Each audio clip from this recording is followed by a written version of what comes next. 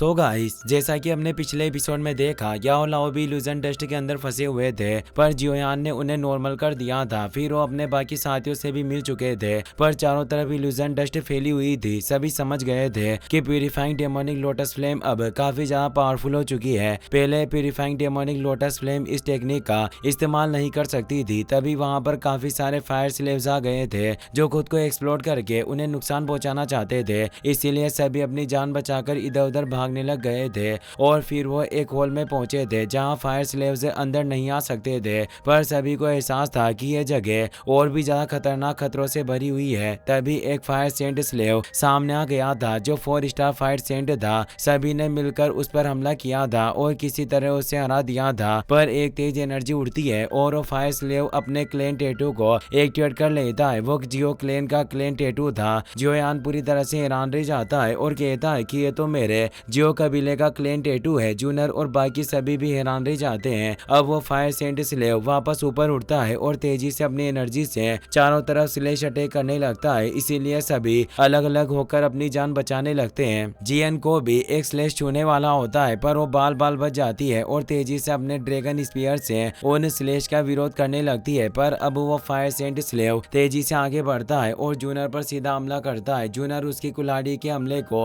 अपने स्पीयर से रोकने लगती है, जिससे एक तेज एक्सप्लोजन होता है। पर फिर भी वो फायर सेंट स्लेव ज्यादा पावरफुल लग रहा था, जिससे वो जियन को पीछे धकेल देता है। इसीलिए एल्डर गुनानाई आगे आते हैं और वो अपनी तलवार से उस पर हमला करने की कोशिश करते हैं। फायर सेंट उन्हें भी अपने स्लेश से काटने की कोशिश करता है, पर वो बच जाते हैं और उन दोनों के बीच काफी फियर्स कॉम्बैट फाइट शुरू हो जाती है। पर एल्डर गुनानाई भी कमजोर पड़ जाते हैं और वो फायर स्लेव उन्हें भी पीछे धकेल देता है और अब वो भी अंदरूनी रूप से घायल हो गए थे। फायर सेंट स्लेव अब अपने सबसे पावरफुल मूव का इस्तेमाल करने लगता है। जियन हार मानने वालों में से नहीं थी, वो फिर से खड़ी हो जाती है। पर एल्डर गुनानाई डरे हुए थे क्योंकि वो उस फायर सेंट स्लेव के इतने पावरफुल हमले को झेल नहीं सकते थे। पर जियन फिर भी आगे खड़ी थी, भले ही उसे थोड़ा डर लग रहा था। जियोयान को जियन की फिक्र होती है, इसीलिए वो तेजी से आगे आता है और कहता है कि सीनियर प्लीज रुक जाइए, और वो अपने जियो क्लेन टैटू को एक्टिवेट कर लेता है और तेज एनर्जी को स्प्रेड कर देता है, जिससे उस सीनियर को एहसास होता है कि अपना है और वो अपने अटैक को हिट होने से पहले ही रोक देते हैं। वो सीनियर कहते हैं कि यह तो जियो क्लेन का टैटू है। जियोयान विनम्रता पूर्वक कहता है कि मैं जियोयान हूँ, क्या मैं जान सकता हूँ कि आप जियो कबीले में कौन से सीनियर हैं? पर वो सीनियर अभी भी प्यूरिफाइंग डेमोनिक लोटस फ्लेम के कंट्रोल में थे, इसीलिए उन्हें कुछ याद नहीं आ रहा था और वो फ्लेम लगातार उनकी दिमाग पर दबाव बनाने की कोशिश कर रही थी। पर सीनियर को पुरानी यादें धुंधली धुंधली याद आ रही थी, पर कुछ भी समझ नहीं आ रहा था। वो कहते हैं कि आखिर मैं कौन हूँ? तभी एल्डर गुनानाई सोचने लगते हैं और उन्हें जियो क्लेन के उस मेंबर की कुल्हाड़ी देखकर याद आता है कि ये जियो चेन है, जिसके पास ब्लड एक्स हुआ करती थी। इसीलिए इन्हें खूनी कुल्हाड़ी जियो चेन के नाम से भी जाना जाता था, जो असल में 5 स्टार फायर सेंट थे। गुनानाई कहते हैं कि खून से सनी हुई कुल्हाड़ी मैंने पुरानी किताबों में देखी है। कहा जाता है कि एंसेस्टर जियो जुआन के कजन थे, जो काफी ज्यादा टैलेंटेड हुआ करते थे और इनका सिग्नेचर वेपन एक विशाल खून से सनी हुई कुल्हाड़ी थी। इसीलिए ये वही होंगे। जियोयान को विश्वास नहीं हो रहा था कि जियो जुआन के चचेरे भाई है, जो अभी भी जिंदा है, और वो उन्हें सीनियर जियो चेन कहकर बुलाने लगता है। जियो चेन उस प्यूरिफाइंग डेमोनिक लोटस फ्लेम की एनर्जी का विरोध कर रहे थे, पर उन्हें काफी तकलीफ हो रही थी और वो डेमोनिक फ्लेम से लड़ने की कोशिश कर रहे थे, जिससे वो काफी गुस्से में थे। एल्डर गुनानाई कहते हैं कि प्यूरिफाइंग डेमोनिक लोटस फ्लेम के कंट्रोल को रेसिस्ट करने की कोशिश कर रहे हैं, पर वो उस डेमोनिक लोटस फ्लेम से छुटकारा नहीं पा रहे हैं, जिससे उनका सिर काफी भारी होने लग गया था। तभी जियोयान के माथे में तेज एनर्जी ग्लो होती है और वो देख पाता है कि जियो चेन के अंदर एक डेमोनिक लोटस फ्लेम ने एक सील लगा रखी है, जिससे वो उसके कंट्रोल में है। इसीलिए अब वो आगे बढ़ता है और अपनी हेवनली फ्लेम की मदद से उन्हें शांत करता है और कहता है कि सीनियर मैं आपकी मदद कर सकता हूँ, और वो अपनी हेवनली फ्लेम को उसके अंदर ट्रांसफर करने लगता है। वो हेवनली फ्लेम की एनर्जी उनकी रक्त वाहिकाओं से होती हुई उस जगह पर पहुंच जाती है जहां प्यूरिफाइंग डेमोनिक लोटस फ्लेम की सील लगी हुई थी और जियोयान की एनर्जी उस सील को धीरे धीरे कमजोर करने लग जाती है। सभी ये देखकर खुश होते हैं कि जियोयान उस सील पर कंट्रोल बना पा रहा है और जियो चेन भी पूरी तरह से शांत हो गए थे और अब कुछ ही देर में जियोयान की एनर्जी उस सील को पूरी तरह से तोड़ देती है, जिससे जियो चेन पूरी तरह से नॉर्मल हो जाते हैं और जियोयान को इस मदद के लिए थैंक्स कहते हैं। जियोयान कहता है कि सीनियर, आपको थैंक्स कहने की जरूरत नहीं है, मैं तो सिर्फ एक जूनियर हूँ, वाकई आप काफी पोलाइट हैं। जियो चेन कहते हैं कि बच्चे, क्या तुम भी जियो कबीले से हो? इस पर जियोयान कहता है कि इस जूनियर का नाम जियोयान है, मैं एंसेस्टर जियो चेन को रेस्पेक्ट देता हूँ। जियो चेन पूछते हैं कि क्या जियो कबीला अभी भी पूरी तरह से ठीक है और वैसे ही पूरे कॉन्टिनेंट में अपनी पोजीशन को होल्ड किए हुए है जैसा पहले था? जियोयान मायूस हो जाता है और कहता है कि अब जियो कबीले का कोई अस्तित्व नहीं रहा। इससे जियो चेन चौंक जाते हैं। जियोयान आगे उन्हें बताता है कि जब एंसेस्टर जियो जुआन को एहसास हुआ कि जियो कबीले की फाइट गॉड ब्लड लाइन सूख रही है तो उन्होंने अपना सबसे आखिरी दाव खेला और अपने पूरे कबीले की ब्लड लाइन पावर का इस्तेमाल करके फाइट गॉड बनने की कोशिश की, पर वो नाकाम रहे और उन कबीले ने इस मौके का फायदा उठाया और एंसेस्टर जियो जुआन पर चुपके से अटैक किया और उन्हें मार डाला। पर शुक्र है कि उनकी आत्मा का एक अंश अभी भी हेवनली टॉप में बचा हुआ था और उन्होंने कबीले की बची हुई ब्लड लाइन पावर मुझे सौंप दी ताकि मैं जियो कबीले को फिर से खड़ा कर सकूं। जियो चेन को खुद पर काफी गुस्सा आता है और वो कहते हैं कि भाई जियो जुआन भी अब नहीं रहे, अगर मैं जियो कबीले में रहकर उनके साथ लड़ता तो शायद ऐसा कभी नहीं हुआ होता। पर जियोयान कहता है कि सीनियर, आप खुद को इसके लिए दोष मत दीजिए, हुन कबीला काफी ज्यादा ताकतवर है और कोई भी अकेला उस नतीजे को बदल नहीं सकता था।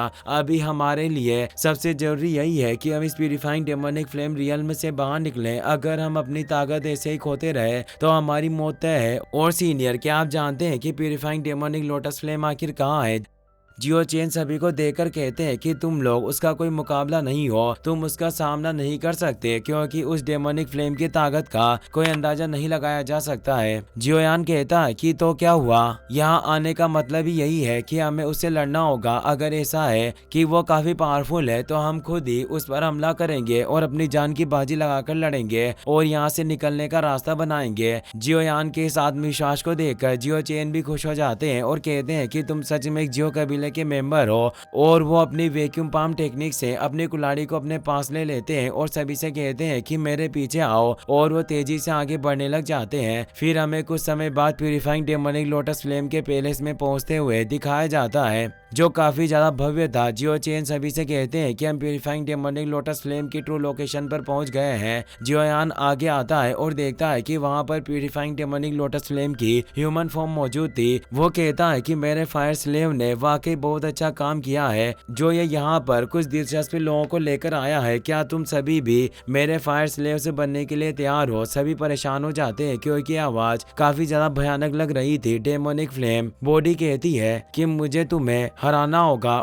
और तुम्हें डेमोनिक फ्लेम एसेंस को प्राप्त करने का मौका मिल जाएगा, वरना तुम हमेशा के लिए यही रह जाओगे। और वो उन सभी पर तेज दबाव डालने लगता है जिससे सभी को परेशानी हो रही थी और वो ठीक से खड़े भी नहीं हो पा रहे थे। एडर गुनानाई कहते हैं कि वास्तव में काफी ज्यादा भयानक एनर्जी है, पर जियोयान को इससे बिल्कुल भी फर्क नहीं पड़ रहा था, मानो उस पर कोई दबाव ही ना पड़ रहा हो। और वो मुस्कुरा रहा था और कहता है कि ये सिर्फ दिखावा कर रहा है। मुझे मानना पड़ेगा कि तुम्हारा ये मायाजाल वाकई बहुत ज्यादा असली लगता है, जिससे लोग इल्यूजन और रियलिटी में फर्क ही नहीं कर पाते। लगता है कि तुमने प्यूरिफाइंग डेमोनिक लोटस सेंट की पूरी विरासत हासिल कर ली है, जिससे तुम अब खुद भी इल्यूजन बनाने में माहिर हो गए हो।